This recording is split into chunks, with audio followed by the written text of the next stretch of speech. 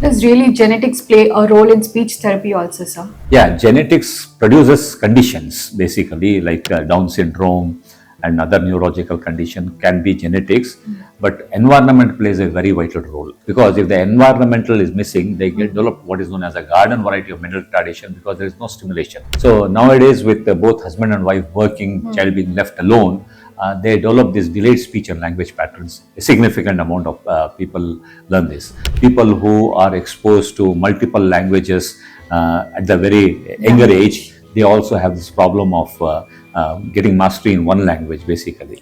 And especially those children who are normal but they are not exposed to the speech and language linguistic environment, they face this problem. So genetics has a role to play, and that condition is at the time of birth, but environmental is postnatal plays a very significant role. So it is advisable that the child should be exposed as much as possible. For a simple consideration, a child in a village is exposed to a lot of linguistic abilities. He moves around different houses, different shops, and all these things. He has more linguistic capabilities than a child who's in the city locked up in a house or a room, because early exposure is very important. There is a concept called critical age.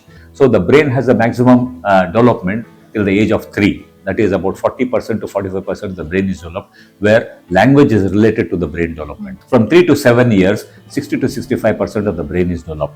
From 7 years to 13, the remaining 15% is developed. Then the 15% is developed by experience. That's why one of the educational authorities have planned the education that we all study board exam till 14 years, SSLC. Then we branch out into different discipline, like we become doctors or we become engineers or whatever it is. So, but the common entrance exam and all the students pass through the same phases. So this early phase between 0 to 4 or 5 years, if it is deprived for the child, then the speech disorders are very significant in this sort of children.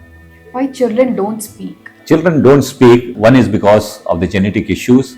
Second thing is, if they have a hearing loss, if it is not attended upon, the child cannot hear. We learn to talk by hearing. So if the channel is cut off, the child will not able to pick up. The third thing is auditory and speech deprivation. As I told you, if a child is locked up, or the child is not being stimulated with the speech, if there are no people to talk to him, he does not develop speech and language. The fourth consideration is always the medical conditions play a significant role.